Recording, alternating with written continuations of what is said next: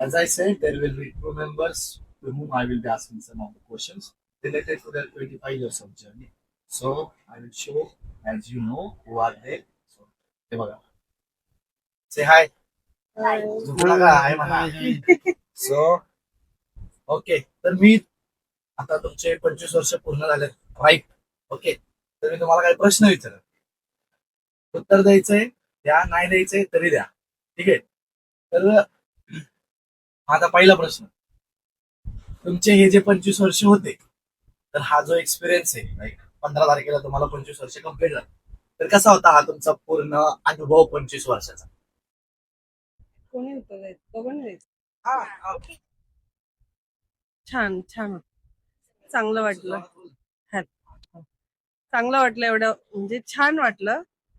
Life आमचं थोडं struggle थोडं हे असं जे गेलं त्याच्यामध्ये आम्हाला, पण आता जिथे आम्ही पोहोचलोय तिथे आम्हाला छान वाटतं. एवढ्या वर्षांचा आम्ही प्रवास केलाय, बरोबरीने सुखात दुःखात आम्ही बरोबर आहोत. हे खूप महत्वाचं की भांडणं झाली नाही का, रुसवे फुगवे असं झाले, पण तरी प्रेमाने एकत्र आलो नाही का, असं सगळं.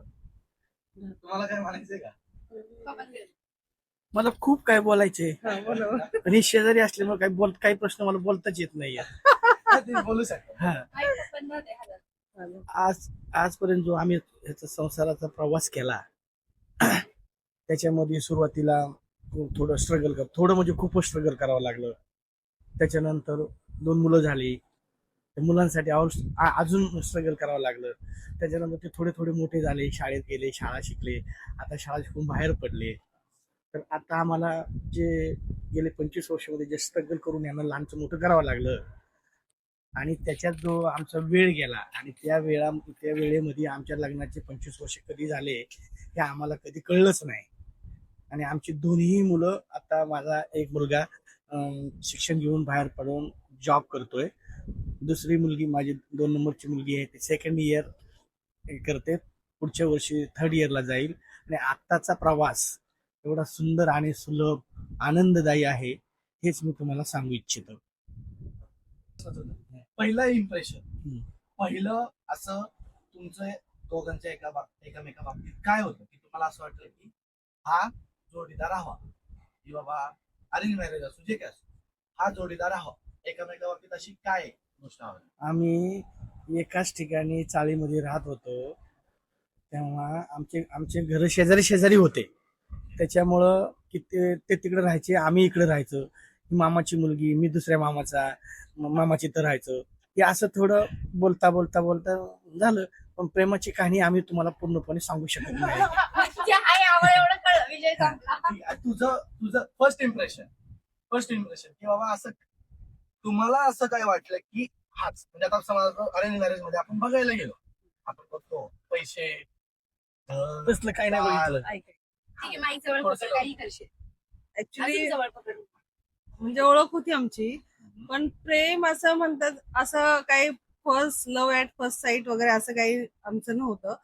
एकत्र आम्ही म्हणजे असं फ्रेंड म्हणून एकत्र बोलायचं बसायचं सुरुवातीला, म्हणजे ओळख होती की बोलणं होतं, हे सगळ्या गोष्टी होत्या. पण लग्न करायचं असं नाही. नंतर नंतर असं वाटायला लागलं की आपलं हा माणूस किंवा हा मुलगा छान आहे, हा चांगला आहे बाबा, आपण लग्नासाठी हा आपल्यासाठी योग्य आहे.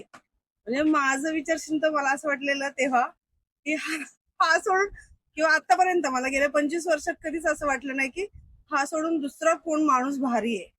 ते माझी त्यावेळेची कन्सेप्ट अशी होती की तेच फिलिंग मला आज पण आहे की माझं जसं काय म्हणायचं मला की कधी हा माणूस सोडून कुठला दुसरा माणूस अजून चांगला आहे असं कम्पॅरिझन मी नाही वाटलं.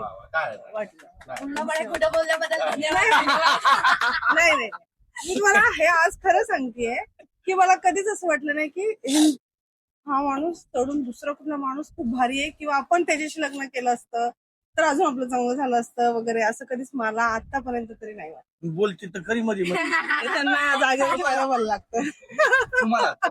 हे फक्त मी त्यांना बोलत असते, किंवा कंप्लेंट मी आयुष्याबद्दल फक्त ज्या काही कंप्लेंट केल्या ते त्यांच्यासाठी त्यांनाच करत असते. कधी मला असं आयुष्याबद्दल कंप्लेंट नाही की माझं का असं झालं, माझं कसं झालं, ते मी त्यांना बोलते. तुमच्याशी लग्न केलं मग माझं चांगलं नाही झालं असं मी बोलते. भांडण आमचं झालं तर. पण मला स्वतःला असं वाटतं की ह्याच्यापेक्षा चांगला जोडीदार मला नाही. एक मुलगी मला असं काय वाटलं की बाबा ही मुलगी ही मुलगी शिकलेली होती, मामाची होती, जवळ राहते, आपल्या पाहण्यातली आहे आणि सगळं वर्तन तिचं राहणं, साधं राहणं, साधं बोलणं, वाड्यातली मुलगी. ह्यानी असं वाटलं की ह्या मुलीशी आपण लग्न करावं. मग आम्ही हे सगळं अरेंज केले. लो लो म्हणण्यापेक्षा जास्त अरेंज आहे आणि लो हा प्रकार काही नाहीये, जास्त अरेंज आहे. आमचं लग्न आमच्या मराठी शाळेसमोर झाले, त्याचे फोटो आहेत आमच्याकडे. त्यामुळे तुम्ही असं म्हणून नाही काय ते कट करता येईल नंतर. आम्ही करतो बरोबर. असा एक प्रसंग की जो खूप आनंददायक होता. तुम्हाला वाटलं की आता हे सगळ्यात मोठा आनंद यापेक्षा जास्त काहीच नाही या 25 वर्षातला. एक तशी खूप असतील पण एक. मी आता जर सांगायचं झालं, आज जे माझ्या लग्नाला 25 वर्ष पूर्ण होतात, याच्यापेक्षा मला दुसरा आनंद याच्या पाठीमागे कधी झालाच नाही. आनंद घेण्याचा खूप प्रयत्न केला, पण आज माझी फॅमिली माझ्या बरोबर आहे.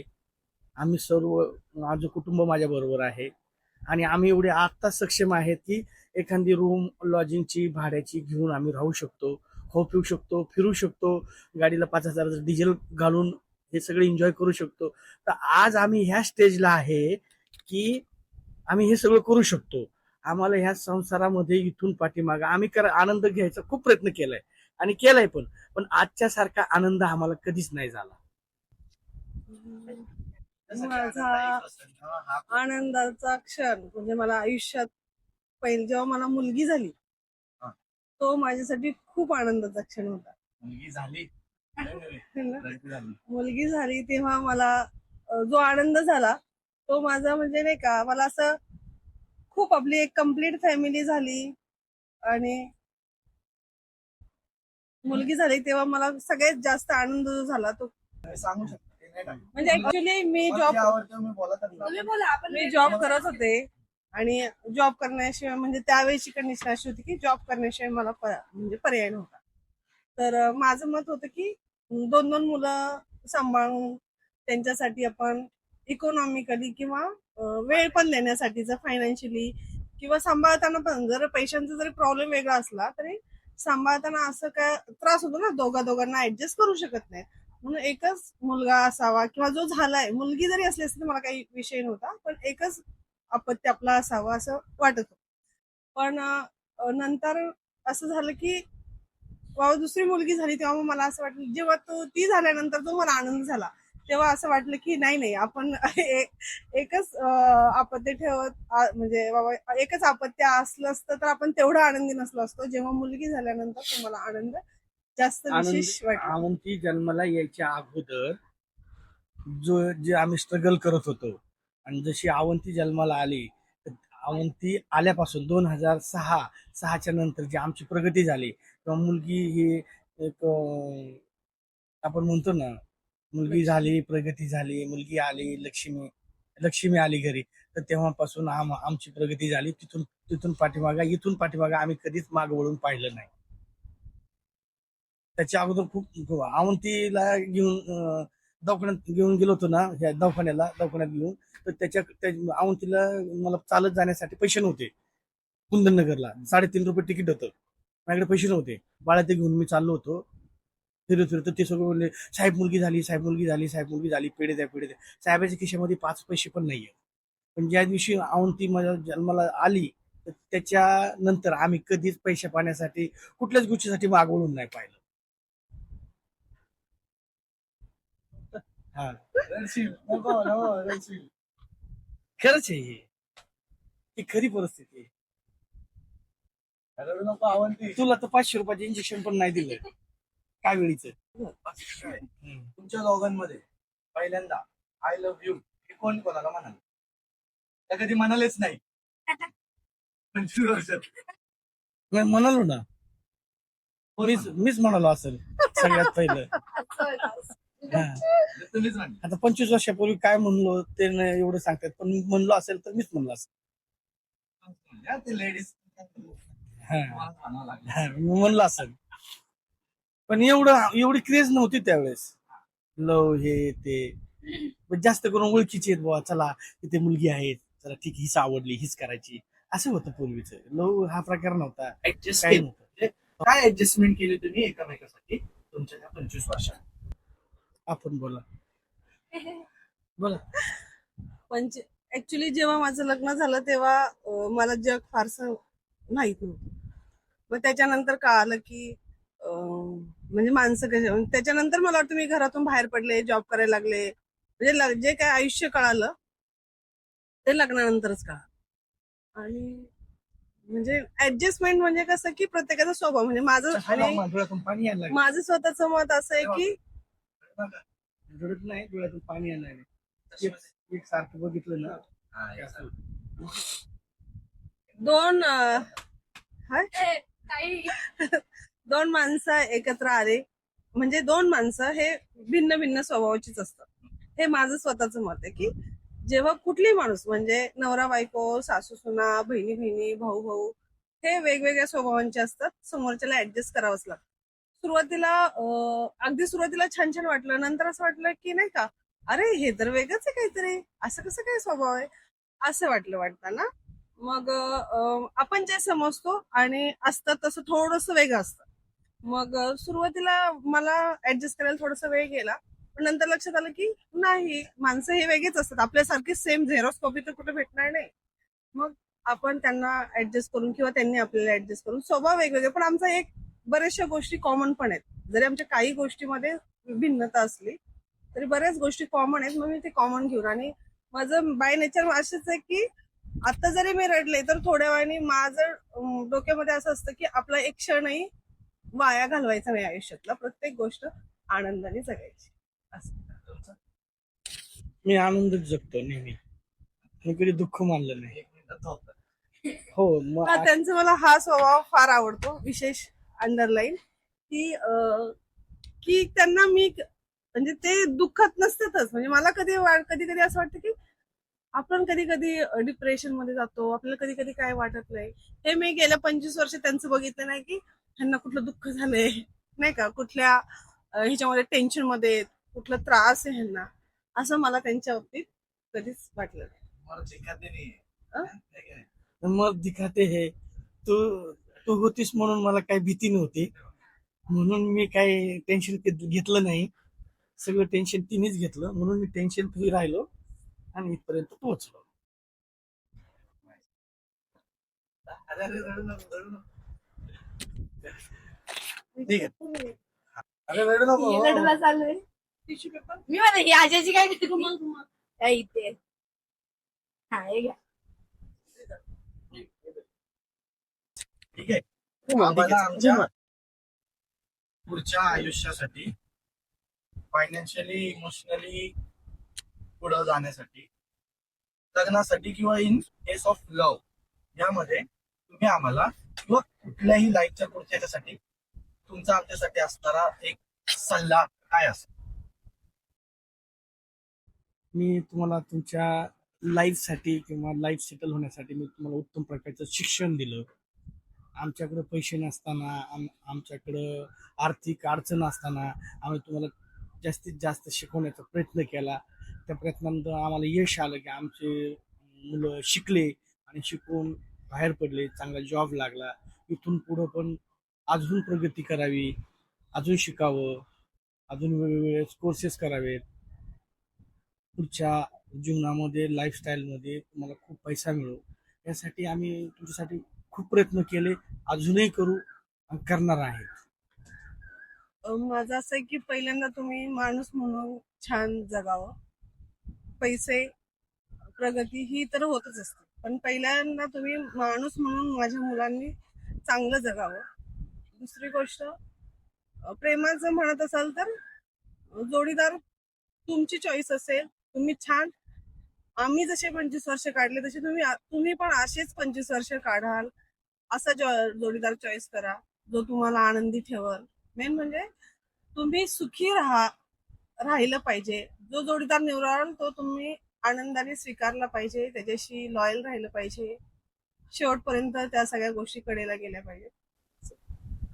आणि आम्ही जर लव्ह मॅरेज केलं तर हा सल्ला मी नाही देऊ शकत. माझ्या मते हे लव्ह जा- मॅरेज सल्ला केलं नका देऊ. तर सल्ला बी नाही. प्रश्न काय आहे जर आम्ही love marriage केलं तर लव्ह मॅरेज प्रश्न आहे हा. याला आमची मान्यता नसेल, माझी तरी नसेल. माझ्या आता 25 वर्ष पूर्ण झाले पुढच्या आयुष्याचा काय प्लॅन पुढच्या आयुष्यामध्ये आता आता तर आमचं आता मम्मीचं आणि माझं, मम्मीचं तर वय अजून 50 झालं नाही, पण मी 50 क्रॉस केलेले आहे. पण इथून पुढं आम्ही इथून मागं 25 वर्ष जे स्ट्रगल केलं लग्नानंतर ते आजपर्यंत, तर याच्या पुढं आम्ही एवढीच इच्छा बाळगतो की इथून पुढं आम्हाला चांगलं फिरणं, चांगलं जेवण, चांगलं राहणं, चांगलं खाणं, आणि एकच काम राहिले, माझ्या 2 मुलांची सुंदर छान लग्न करून द्यायचे आणि आम्ही रिटायर व्हायचं, आम्ही माझ्या दोघांनी पण. येणारा दिवस आनंदी घालवायचा, की जेणेकरून आपल्याला कधी मागे वळून बघताना वाईट वाटलं नाही पाहिजे की आपण कुठली गोष्ट केली नाही. ह्या 25 वर्षामध्ये माझ्या आई वडिलांनी, विशेष करून आईने खूप सहकार्य केलं, सासूबाई आजही करतात, काल पण केलं, त्यांचं आज बी सहकार्य आहे आम्हाला. एक खराब पॉडकास्ट करताना ऐकलं, पॉडकास्ट करताना काहीतरी नाटकं करतात काही जे काही कळलं का आता असं होत नाही. करत राहतात काही लोक याला ना. जसं आईने विशेष साथ दिली आणि माझ्या माहेरच्या लोकांनी भरपूर सासरच्यांनी पण केलं, पण विशेष साथ त्यांनी दिली. त्याच्यामध्ये आईचा खारीचा वाटा आहे. त्याविषयी जर बोलायचं झालं तर त्यांनी मला म्हणजे माझ्या संसारासाठी आईनी, वडिलांनी, भावांनी खूप सहकार्य केलं पहिल्यापासून आजपर्यंत. मोठी बहीण आहे, तिचा सल्ला घेतल्याशिवाय ते काही करत नाही, त्यांच्या सल्ल्यामध्ये मी कधी बोलत नाही, पण त्यांनी माझ्या आणि तिच्या संसारासाठी खूप प्रयत्न केले. सगळ्यात जास्त सासूबाईंनी काही जरी आणलं तर त्यातला 3रा हिस्सा मला मिळतो. मिरच्या जरी आणल्या तर 3रा हिस्सा मला मिळतो. ज्वारी, बाजरी, गहू आणला तर त्यातला 3रा हिस्सा मला मिळतो. डाळीचा पण 3रा हिस्सा मला दळून मिळतो. भाज्या, आजी भाजीला गेली सासूबाई माझी तर विकत आणली भाजी तर त्यातली 3री भाजी मला असते. म्हणजे खूप सहकार्य केलं, घरासाठी खूप सहकार्य केलं.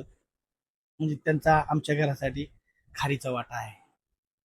दोन्ही मामा, आजोबा, आजी, माम्या. म्हणजे जर तुझ्या सासर विषयी तुला काही असं वाटतं का बोलावं हो, हो. काय? ती माणसं चांगली आहेत, साधी आहेत. त्यांनी कधीच, म्हणजे मला ह्या गोष्टीचा आनंद आहे की त्या लोकांनी, म्हणजे मी असं सासरवास ऐकलंय पण त्यांनी मला कधी केलंय ते माझ्याशी कधी असं वागलेत असं मला कधीच नाही वाटलं. म्हणजे ते वागताना सासूबाई, सासरे, विशेष करून सासरे, म्हणजे इव्हन त्यांचं आणि माझं एक मैत्रीचं नातं होतं. इव्हन मी जेव्हा गावाला जायचे तेव्हा ते मला अख्ख्या वस्तीवरच्या गप्पा सांगायचे की नाही का ह्याचं असं झालंय, तुला माहिती का. मी स्वयंपाक करत असायचे आणि ते माझ्या साईडला खाली इथं बसलेले असायचे आणि मला सांगायचे, तुला माहिती का ह्याचं असं झालंय. हो, ते त्याचं त्या मुलाचं लग्न ठरलंय बरं का. ते आपल्याला तर नाही का सरोद्यांचं हे, असं असं ते माझ्याशी गप्पा मारायचे. किंवा ते विशेष करून एक सासरे आणि सुनेमधलं नातं मला मैत्रीपूर्ण वाटलं की ते माझ्याशी गप्पा मारता. म्हणजे आधी मला सवयच होती की एक माणसं काय असं, माणूस कसं काय असं बोलू शकतं एका बाईशी, असं मला वाटायचं. पण नंतर माझ्या लक्षात आलं की नाही, त्यांचा स्वभाव खूप मोकळा आहे, खूप छान मला सगळं सांगायचे. त्यामुळे मला आनंद वाटला की ते माझ्याशी खूप जे कोणाशी नाही बोलत ते माझ्याशी मोकळेपणाने बोलतात. सासू त्यांचा स्वभाव शांत आहे, कमी बोलतात, पण त्यांनी मला कधी सासरवास केलाय किंवा मला कधी असं बोलल्यात ते नाही. म्हणजे नणंद, धीर, जाऊ, सगळी माणसं. इव्हन मी तिथे गेल्यानंतर त्यांना माझी म्हणजे मी गेला आनंद वाटतो आणि मी नसेल तर त्यांना माझी कमी महसूस होती. हेच मला चांगलं होते घरात. ठीक आहे. एक महत्वाचा प्रश्न. तुम्ही 17 वर्षानंतर मला वाटतं शेवटी घराचं स्वप्न पूर्ण झालं. ते घराचं स्वप्न कसं पूर्ण झालं आणि कधीपासून घर हवं, तर आपण मला वाटतं तुम्ही पण चाळीतच राहिले आणि आम्ही पण, माझं मला वाटतं 18 वयाचा ऊस तर मी पण, आपण चाळीत, पहिलं तर घर भारी होतं, आपण वर राहायचं, नंतर आपण चाळीत राहिलो. कॉलनी टाईप आपलं घर होतं. दुसरी गोष्ट असं की मी स्वतः लहान असताना तेव्हा तर काय असं फ्लॅट क्वचित लोकांचे असायचे आणि बंगले बिंगले तर मला वाटतं जिथे आपण सिटी एरियात राहतो तर बंगले मला वाटतं गावाले लोक होते त्यांच्याकडे पण बंगले होते असं काही नव्हतं. त्यामुळे साधी घर होती पण मला मोठी घरं आवडायची. आणि मग जेव्हा मी कधी कोणाच्या घरी गेलो तर मला असं वाटतं ना, अरे वा आपलं किती छान घर आहे, आपलं पण असं घर असलं पाहिजे. जेव्हा आमचं लग्न झालं त्यानंतर तेव्हापासून माझ्या मनात होतं की आपण एक छानसं घर, छोटं का असेल ना पण छानसं घर आपलं असलं पाहिजे. आणि मग त्याच्यासाठी आम्ही सुरुवातीला 5-10 वर्ष तरी आमचं खूप स्ट्रगलचं गेलं. 10 वर्षानंतर थोडी स्टॅबिलिटी आली आणि आम्ही घर घ्यायचा सुरुवातीपासून प्रयत्न केला. पण बऱ्याच कारणामुळे कधी कधी आमच्याकडे पैसे पण होते पण काही कारणास्तव कुठे बाबा घेता नाही आलं, कुठे बाबा आवडलं नाही, कुठे म्हणजे असं पैसे असताना पण आमचं घर थोडे दिवस झालं नाही. जेव्हा आमचं घर झालं तेव्हा मग मी माझ्या स्वतःच्या आवडीने सगळ्या गोष्टी करून घेतल्या. पडदा कसा पाहिजे, सोफा कसा हवाय, प्रत्येक गोष्ट मी जे इतक्या वर्ष कुठली गोष्ट घरामध्ये आवडीने आणली नाही तर त्याच्यानंतर मी कुठलीच गोष्ट अशी ठेवली नाही की बाबा मला, आणि आजही मी ते सगळं आवडीने करते. आणि ह्या सगळ्यामध्ये माझे फॅमिली मेंबर्स आणि आमच्या दोघांचं अंडरस्टँडिंग आणि माझे फॅमिली मेंबर्स त्यामुळे ते सगळ्या गोष्टी सक्सेस. ठीक आहे. तर तुमचे पुढचे 25 वर्ष, अजून 25, त्याला 25, त्याला 25 असे चांगले जावो आणि होप फॉर द बेस्ट. आणि तुम्हाला लग्नाच्या वाढदिवसाच्या खूप खूप शुभेच्छा. चलो bye bye bye bye bye bye.